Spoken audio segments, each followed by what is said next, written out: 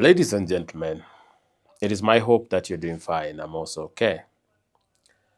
Since June of this year, that is June 2024,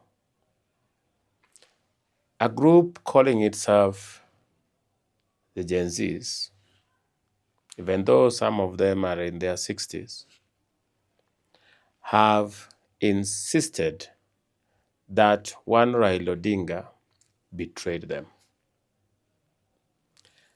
And so in this video, we want to analyze, going by facts, whether it is true that Raila Odinga betrayed the Gen Zs and whether it is just one excuse they're using to justify their opposition to Raila AUC bid.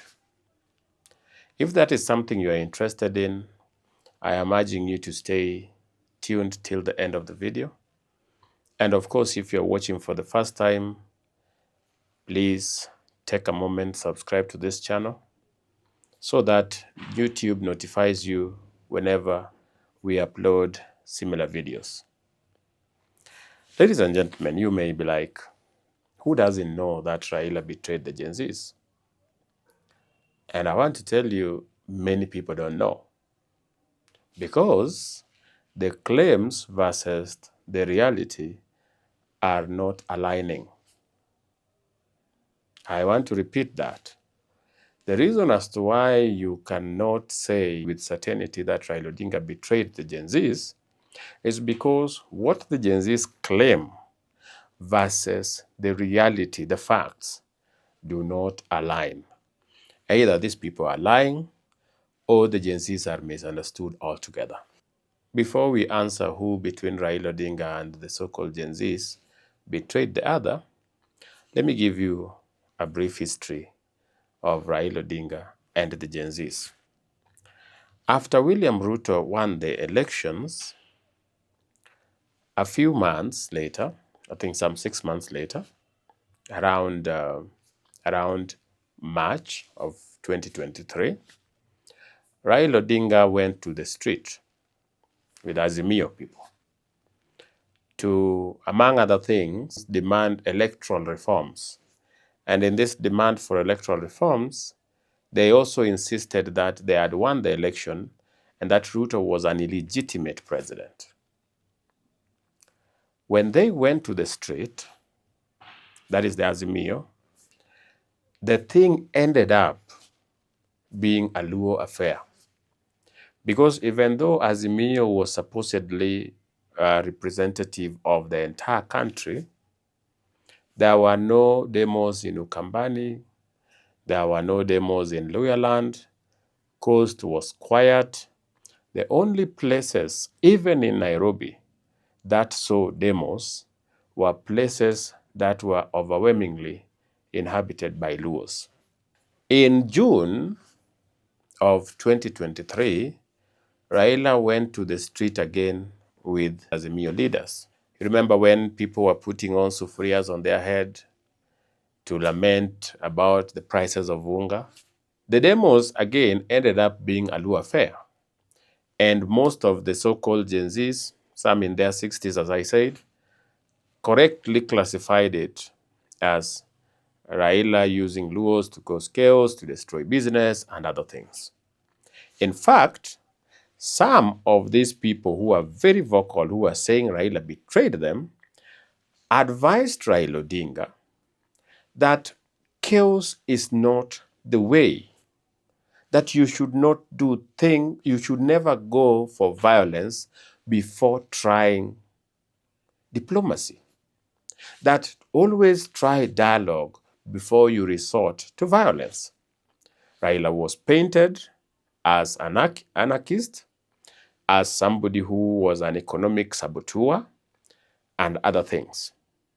I am one of the people who painted Raila so, because my belief was if Raila had issues with how Ruto was governing, then he could have just shared his views on how he wanted things done, as opposed to violent demonstrations.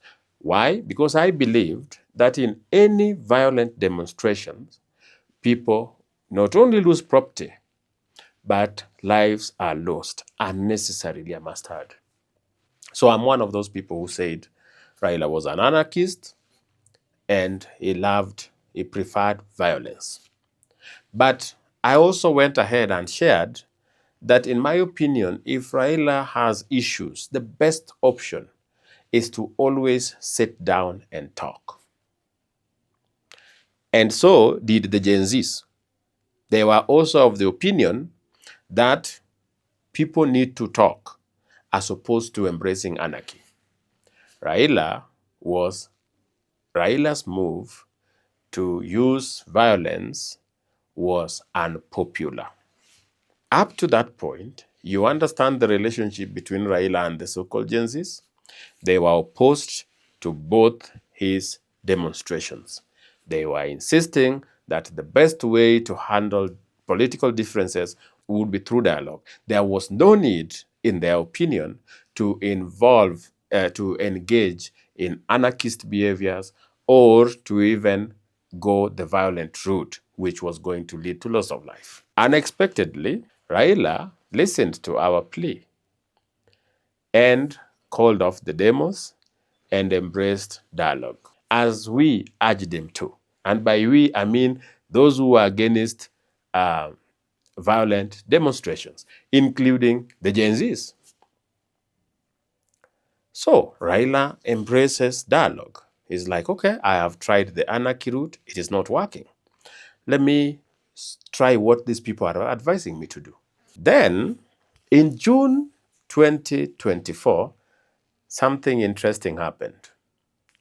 Politicians who felt like Ruto should have not continued being in power organized themselves, some within government, organized themselves, working together with certain members of the civil society, not all, but certain members of the civil society, decided to use young people, ferry them from different places to the Nairobi CBD, branded them as Gen Zs. Remember, if you can trace when we first heard about the Gen Zs, it was from the then advisor of one Rigathi Gachagua, Ngunjiri Wambugu. Yes, he is the one who typed Gen Z. Within some few minutes, you would see people calling themselves the Gen Zs. Why was that awkward? Because the people who were leading all these demos actually were people in their 40s. So that would not be a Gen Z. I've told you, a Gen Z, according to demographic classification, is somebody who was born between 1997 and 2012. That is someone who is aged currently between 12 years and 27 years. The likes of Boniface Mwangi and others are older. But they were the people who were leading all these demos. So the likes of Kinangunjiri gave them that name, Gen Z. And within a short time, because it was very organized, within a short time, they went to the media. It was organized. It was like, we are going to use the young people to try use anarchy and get Ruto out of power. But we are going to hide behind finance bill. I want you to understand what was going on. It was politicians who came together with members of the civil society, certain members of the civil society, and ganged up to use and decided to use young people, mostly very young people, ferry them from certain places in Nairobi, which were predominantly Kikuyu, and ferry them to the city with the hope that using anarchy, they could get rid of President William Ruto. And to make sure that their involvement, these politicians and the civil society, to make sure that their involvement was not public, the so-called Gen Zs decided to claim they were leaderless, they were tribeless, they didn't want politicians. And even though they were very organized and you could see who their leaders were, they would still tell you with a straight face that they were leaderless. Yet they would be mobilized on Twitter by specific individuals every now and then. But they will tell you that they were leaderless. Of course, you are supposed to believe that. If you didn't believe that, you are anti-everything and they were supposed to kukusalimia. Well, It started as just rejection of the finance bill. Then it escalated into serious anarchy, looting of Nairobi, beating policemen, and recording it. People lost property, but sadly, people also lost lives. Remember, the politicians were using these people as human shield. That is the modus operandi of some terrorists, where you use women and children as human shield. You know that when they kill women and children, there will be an outcry. So these politicians and members of the civil society that believed they could use young people to overthrow a legitimately elected government decided to send these people to the street in their hundreds, in their thousands. And they caused havoc. But there's something they said. Apart from lying that they were leaderless and other things, those didn't matter because everybody could see they were having leadership. They told Raila Odinga, in particular, to stay away. There is no other politician they mentioned by name and urged him to stay away. No. Praises from Kalonzo Musyoka were never rejected. The likes of opportunistic leaders like Martha Karua and others jumped into this, and Gen Zs were being praised from wherever. And Gen Zs were being praised everywhere, including by members of Rigathis team. They were the people trending Gen Z's posters and etc.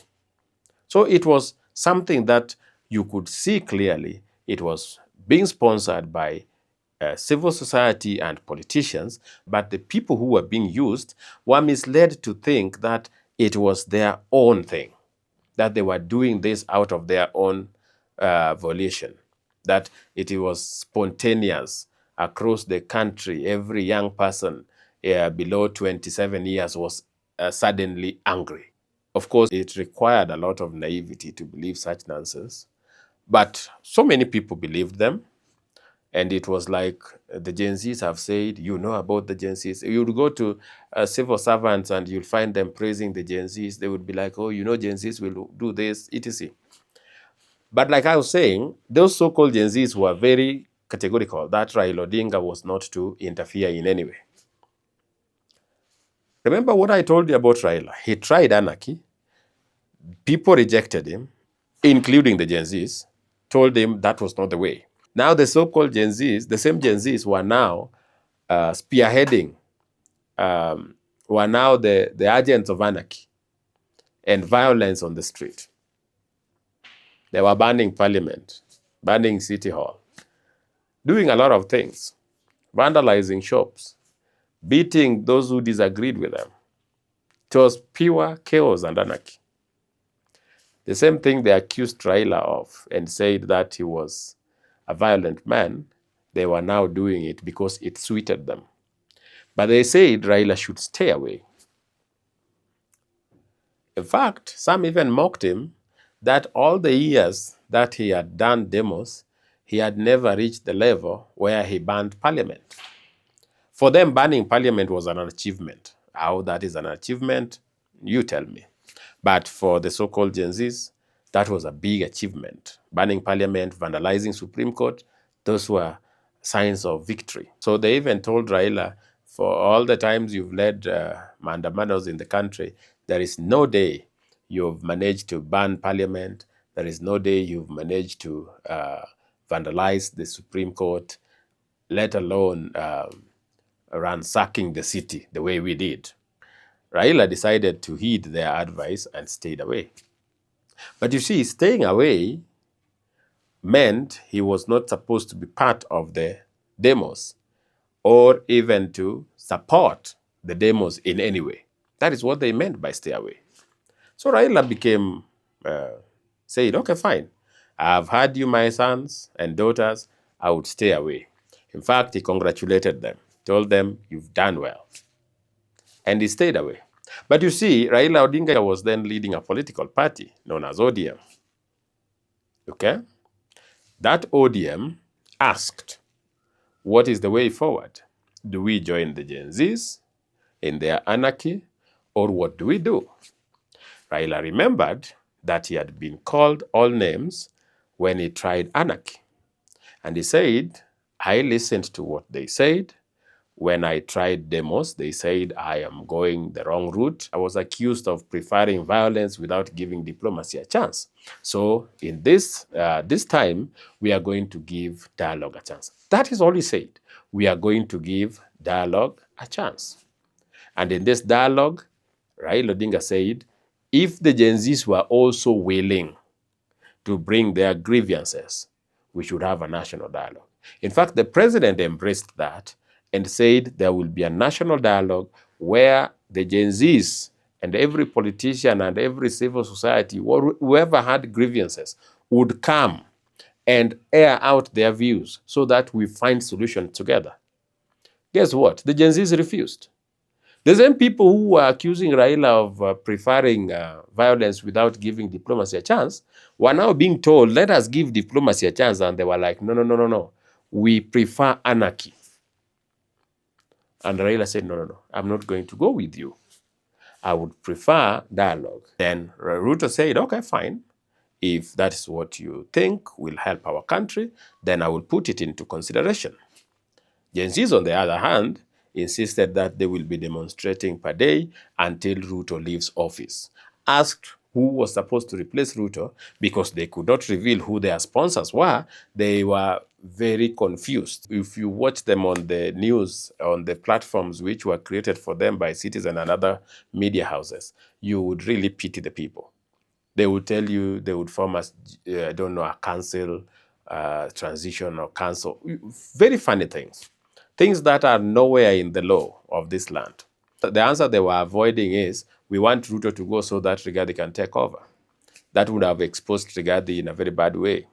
Like I told you, this was something that was organized and planned by politicians. They ferried these people to town to make it look like it was a spontaneous thing. But I've asked you here, this is raw politics, and I usually ask you the toughest question.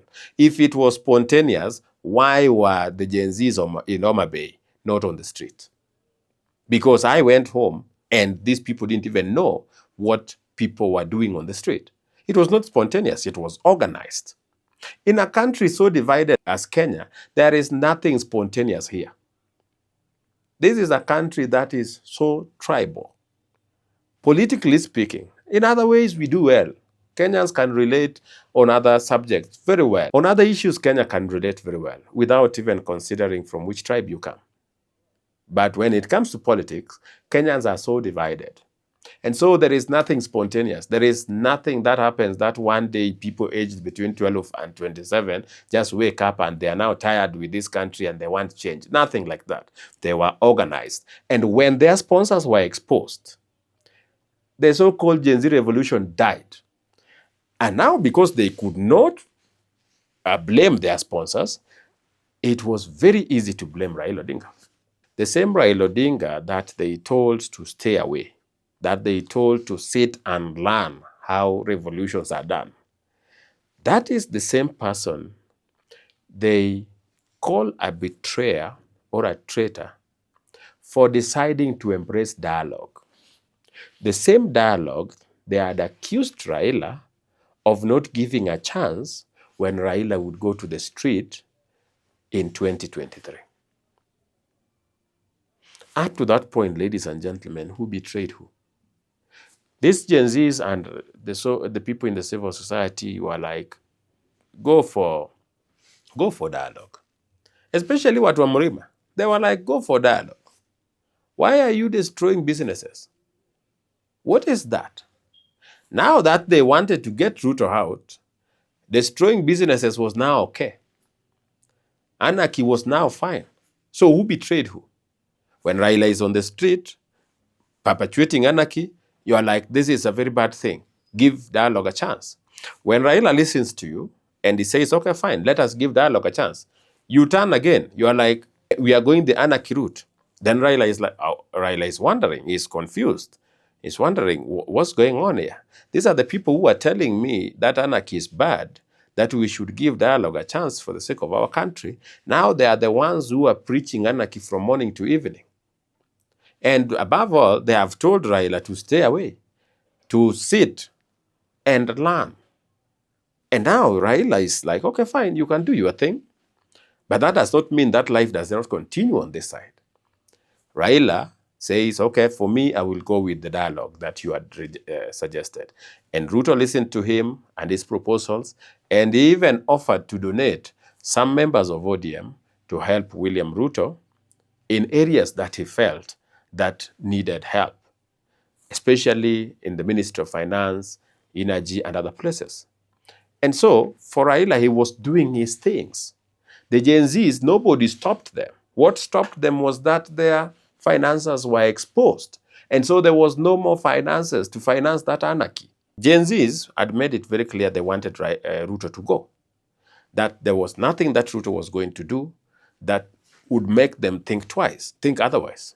They wanted Ruto to go no matter what, whether it was, whether all of them were to die in the process, they wanted Ruto to go. Okay, fine. For Raila, he was like, after Ruto is gone, what next? These Gen Zs didn't have any answer because they feared exposing their sponsors. Okay, so they started with some funny stories of we will form a council, etc. Raila said that is nonsense. You do your thing, I would meet Ruto, we will talk with him. So he didn't stop them from demonstrating. He never even interfered with whatever Gen Zs were doing. In fact, he had congratulated them and told them to go on with what they were doing. And he said, I would stay home the way you said. So how did he betray the Gen Zs? It is the Gen Zs, in my opinion, who betrayed Raila, because when Raila believed that people are supposed to go for dialogue, they were all over there promoting anarchy. The people of Mount Kenya, the ones who were for condemning Raila of preferring anarchy, were the ones who are now praising their sons and daughters for insulting the president or for going and banning parliament and etc. That was inconsistent. That was the highest level of hypocrisy, and it was a betrayal. As far as I'm concerned, I criticized Raila for choosing anarchy. He changed and preferred dialogue. There was no way I was going to say that that is betrayal, because I was saying that Raila should go for dialogue, should talk. If he has grievances, there is no reason of taking people to the street, causing violence, destroying property, and even leading to loss of life. He should just sit down, air his views, they talk. Raila embraces that. So how do I go again and say that is betrayal? Unless I was the one who was fake, who was saying what I didn't mean. Gen Zs are putting Raila in a place where he's damned if he does and damned if he doesn't. If he goes for violence, the Gen Zs are for dialogue. If he goes for dialogue, the so-called Gen Zs are for violence. So what is Raila supposed to do in that situation? He's a leader of many people. So those people asked, what do we do? And he said, we are going the route of dialogue. We are not going to destroy property. We are going to talk. And that talk, ladies and gentlemen, gave birth to broad-based government. Why Gen Zs are sad is because, not that Raila betrayed them, is because they did not succeed to overthrow Ruto. And so they are looking for somebody to blame. That is why you can see, you see the things they have resorted to, even posting coffin with Ruto inside and etc. It's just that bitterness that whatever they had planned did not work. Okay? It's just that bitterness. It's some bruised ego where you feel like you should have gone through and overthrown someone, but now you're seeing him getting stronger. It's like your ex whom you had wished you had wished away and said that one is not going to succeed. You see them excelling. So it hurts you. You become petty. That's what is going on here. There's nothing like Raila betrayed the Gen Zs. The Gen Zs and their finances were exposed. Once they were exposed and the taps were dry, they could not go to the street as they wanted to. In fact, when their so-called trips from the estates to town were stopped, they could not find themselves in town. And so they had to reside on Twitter and other places to spew insult. Nobody betrayed them. They did not think it through. That is the problem with most of the things Kenyans do. You don't think it through. You just go that we are going to overthrow Ruto. And you don't ask yourself, how do you overthrow a sitting government without the military supporting you? Where has it happened? So this issue of just watching too much movies and then coming on the street and thinking that you are some all-knowing hero is the problem that the Gen Zs had. They watched too much fiction and they brought it into real life and expected to overthrow a sitting president through anarchy. It failed. And now they're looking for who to blame instead of just saying we did not think it through. I believe Raila did not betray Gen Zs in any way. It is the Gen Zs who betrayed Raila. And the Gen Zs maandamano and revolution collapsed because it was never thought through.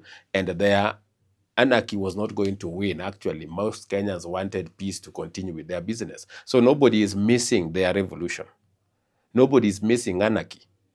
Nobody was going to sustain that anarchy. Even the Kikuyus who were in town, who were cheering them on day one, when they went and looted their business, they were the people who turned with rungus there.